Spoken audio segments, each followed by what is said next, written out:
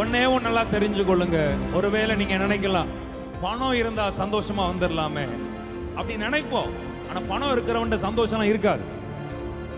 ஆமாவா இல்லையா? உண்மை. நீ பணம் இருக்கிறவன்ட போய் கேளு, நீங்க சந்தோஷமா இருக்கீங்க, அவனுக்கு ஏதோ ஒரு மிஸ் ஆயிட்டே இருக்கும் அவன் லைஃப்ல. ஒருவேளை நம்ம யோசிப்போம், நமக்கு வீடு இருந்தா நல்லா இருக்குமே, கார் இருந்தா நல்லா இருக்குமே, பொருளாதாரம் நல்லா இருந்தா நல்லா இருக்குமே, நல்ல பேங்க் பேலன்ஸ் இருந்தா நல்லா இருக்குமே, இப்படிலாம் நினைப்பீங்க. ஆனா ஒரு நாள் ஆண்டவர் உங்களை அதுலயும் கொண்டு நிறுத்துவார். அப்போ நீ நினைச்சு பாருங்க, சந்தோஷம் என்பது இருப்பான்னு பாக்குனா, சந்தோஷம் பணத்தினாலும் வர்றது கிடையாது, பொருளானாலும் வரப்போறது கிடையாது.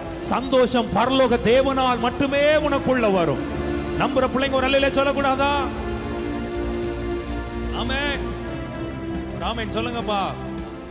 நீங்க நினைச்சது நடந்ததுன்னா சந்தோஷமா இருக்கிற மாதிரி அந்த நேரம் மட்டும், அது ஒரு பிம்பம் தான், கொஞ்ச நேரம் தான், அதுக்கு பிறகு அது இருக்காம போகும்.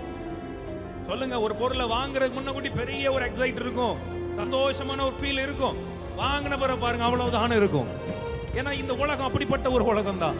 ஆனா உனக்கும் எனக்கும் தேவன் கொடுக்கிற ஒரு சமாதானம், உனக்கும் எனக்கும் தேவன் கொடுக்கிற ஒரு சந்தோஷம், அது நித்திய நித்திய நித்திய காலமாய் என்றென்றும் நிலைத்திருக்கக்கூடிய, எப்பொழுதும் மாறாத, எப்பொழுதும் மாறாத நிலையான சந்தோஷத்தால் தேவன் உங்களை நிரப்புவாராக. இன்றைக்கு